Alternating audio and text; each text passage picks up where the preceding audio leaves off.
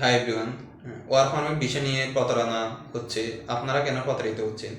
সঠিক তথ্য না জেনে কাউকে কোনো টাকা প্রদান করবেন না।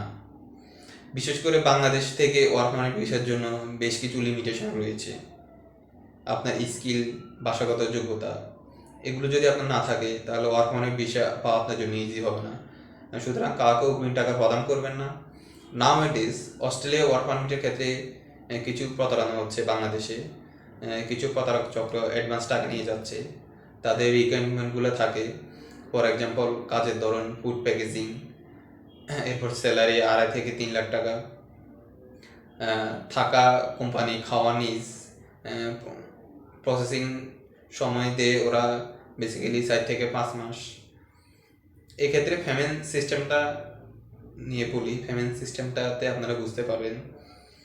পাসপোর্টের সময় 1 লাখ টাকা নিয়ে যায়, এরপরে ভিসার পর 3 লাখ টাকা, টিকিটের সময় 5 লাখ টাকা, টোটাল 9 লাখ টাকা। তারা 14 লাখ টাকা নির্ধারণ করে, আর 5 লাখ টাকা আপনার স্যালারি থেকে কেটে নেবে। সো বাংলাদেশে অ্যাপ্রুভ করা কোনো এজেন্সি এ ধরনের রিকোয়ারমেন্ট আপনাকে দিবে না, এভাবে বলবে না, যারা গভর্নমেন্ট অ্যাপ্রুভ এজেন্সি। আর একটা কথা বলি, অস্ট্রেলিয়া ওয়ার্ক পারমিটের ক্ষেত্রে আইএলটিএস ম্যান্ডেটরি প্রায় সবগুলো কাজের ক্ষেত্রে।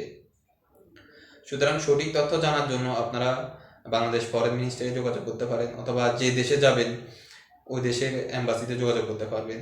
শুধু অস্ট্রেলিয়ানও, ইভেন এখন কানাডাতেও ওয়ার্ক পারমিট নিয়ে প্রতারণা হচ্ছে।